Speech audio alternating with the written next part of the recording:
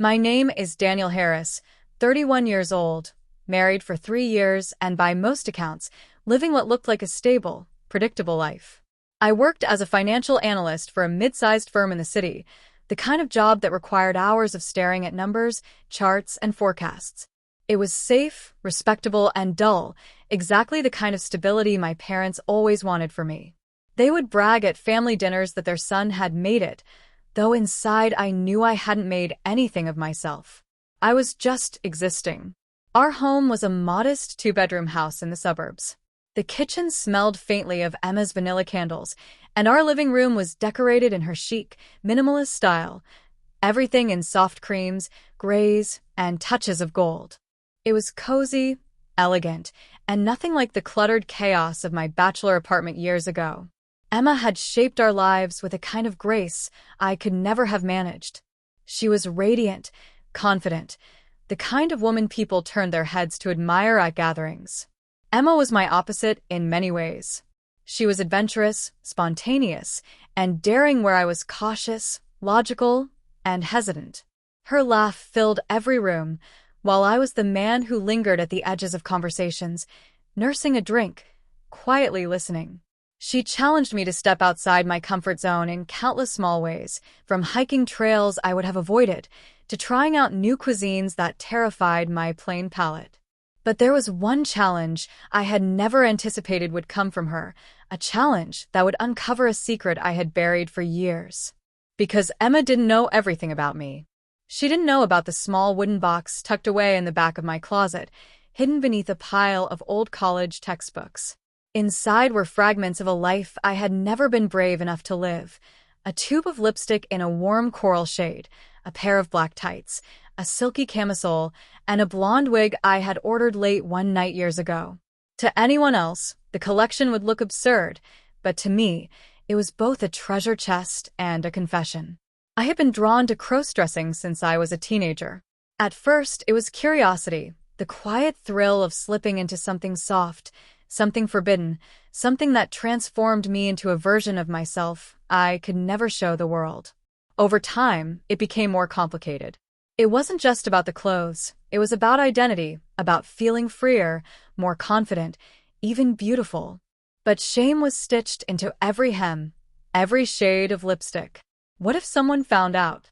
What if Emma found out? I told myself marriage would fix it, that settling down with a woman I adored would bury that side of me for good. And for a while it worked. I pushed the urges aside, focused on my career, and threw myself into being the husband Emma deserved. But secrets have a way of clawing their way back, and lately, the box had been whispering to me more than ever. I would open it in the quiet hours of the night when Emma was asleep, letting my fingers brush the delicate fabrics, imagining myself stepping fully into that hidden world. And then came the bet. It started innocently enough on a Friday evening. We had ordered takeout, Emma's favorite Thai food, and opened a bottle of wine. Emma loved games, little dares, and playful challenges, especially after a glass or two. She leaned back in her chair, eyes sparkling, and said, "You're too serious, Daniel. Too safe. I bet you wouldn't last a day doing something outrageous." I laughed nervously. Like what? Her grin widened. Like being me for a day. Makeup, dresses, heels, the whole thing. I'd run your life, and you'd have to run mine. I nearly choked on my drink. My mind flashed instantly to the box in my closet, the one secret she could never know. My heart raced at the thought, both from fear and a dangerous flicker of excitement. "You can't be serious," I said, trying to keep my voice steady. "Dead serious," she replied, her tone teasing but her eyes sharp. "Come on, Daniel. You always say you'll try anything once. I bet you won't." That was Emma, turning the most outrageous idea into a playful challenge. But underneath her playful tone, I sensed something more.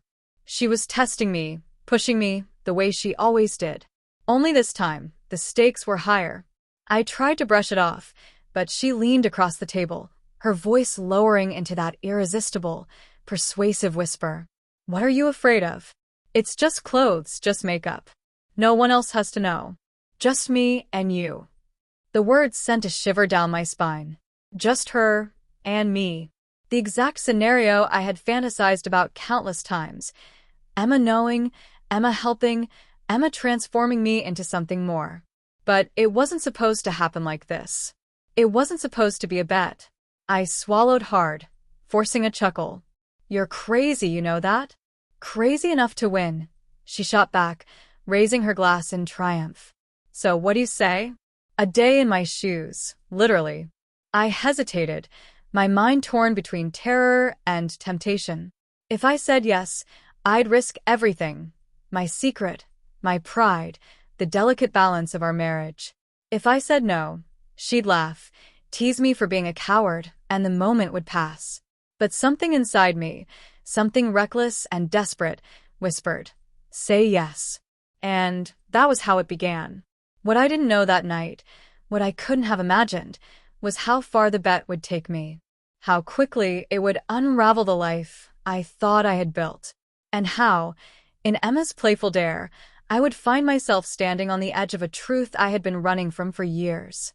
When Emma first made the bet, I thought it would fizzle out by morning. She had always been playful after a glass of wine, tossing out wild ideas that were quickly forgotten. But when I woke up the next day, I found her already in the kitchen, hair tied back, a mischievous grin on her face, and a shopping bag sitting on the counter. The pounding at the front door rattled the picture frames on the wall. "Daniel." Mr. Thompson's booming voice carried through the house. "I know you're in there. I need to speak with you." I crouched in the darkened bedroom, heart hammering in my chest. My hands gripped the wig so tightly I thought I might tear it apart. Every second that passed felt like an eternity. One wrong move, one wrong sound, and everything would come crashing down. Emma stood in the hallway, her back to me, whispering urgently, "Stay quiet. I'll get rid of him." She smoothed her hair, squared her shoulders, and opened the door just a crack. "Mr. Thompson," she said brightly, though I could hear the tension in her voice. What a surprise. Through the narrow gap, his voice boomed again. "Is Daniel home? I need those reports for Monday, and he hasn't answered his phone." My blood ran cold. Of all the reasons for him to show up, work? On a Friday night? Emma's reply was quick, a little too quick. "He's busy. Resting. Long week, you know?" There was a pause. Then, the sound of his footsteps on the threshold. Strange. I could have sworn I saw someone moving past the window. My stomach dropped. Had he seen me? I backed further into the shadows, pressing myself against the closet door, the hem of the lavender dress tangling around my legs. My breath came in shallow gasps. If he stepped inside, even for a second, it would all be over. "Really, Mr. Thompson," Emma said, her voice firm now. "Tonight isn't a good time." But his tone carried suspicion. "Emma, is something going on here?" The silence that followed was unbearable. I imagined the door swinging open, his eyes landing on me, lipstick smeared, heels trembling, wig crooked. The image alone was enough to make my chest ache with panic. Then suddenly his voice softened. "All right. Tell Daniel to call me first thing in the morning." The heavy footsteps receded down the porch. The car engine roared to life, fading into the distance. Emma shut the door and leaned against it, exhaling a shaky breath. That was close. I stumbled out of the bedroom, clutching the wig in one hand, my face flushed with fear. Clothes? Emma, if he had come inside, if he had seen me, my entire career would have been destroyed. She turned, her eyes sharp. "Then why didn't you change back when you had the chance?" Her words cut through me. I opened my mouth, but no answer came. Because deep down, I knew she was right. I hadn't changed back because some part of me hadn't wanted to.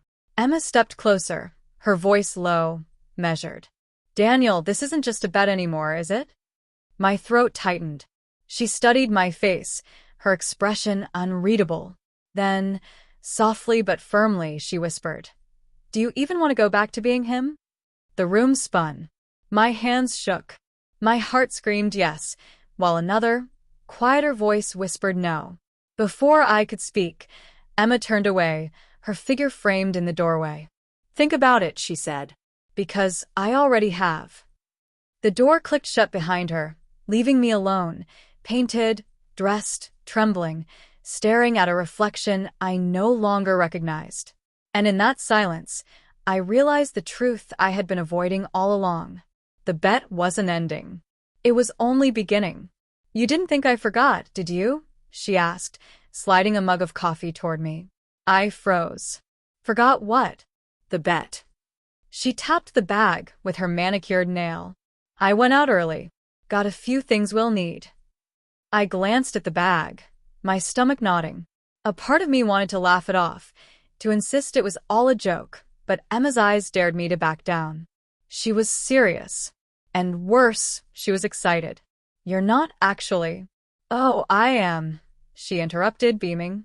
"One full day as me. Makeup, clothes, everything. Unless you're too scared to try." The word scared dug at me, exactly as she intended. Emma knew me well enough to push the right buttons. I was cautious, yes, but I wasn't a coward. And in that moment, the thought of backing down, of losing to her playful challenge, felt unbearable. I forced a smirk. "Fine. "A bet's a bet. But don't think I'm walking down the street like that." She laughed, her eyes sparkling. "Relax. Baby steps. We'll keep it between us." Her reassurance should have calmed me, but instead it set my pulse racing. Between us. Just her and me. Exactly the way I had dreamed. Emma led me into the bedroom, where she laid out the contents of her bag on the bed.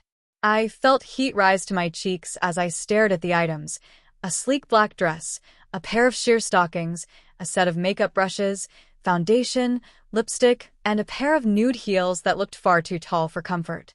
Don't look so terrified," she teased. "It's just fabric and color. Trust me, you'll be fine." I hesitated, every muscle in my body tense. I had worn these things before, secretly, in stolen moments when no one was around. But this was different. This was with Emma watching, guiding, knowing. The weight of her gaze made me feel both exposed and, strangely, liberated. Emma picked up the stockings and tossed them to me. "Start with these. They'll ease you into it." I swallowed hard, retreating into the bathroom. My hands shook as I slid the stockings up my legs, the silky fabric gliding over my skin.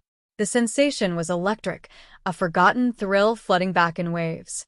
I caught my reflection in the mirror, half-dressed, half-transformed, and for a moment I was 16 again, sneaking into my sister's room, heart pounding with both fear and excitement.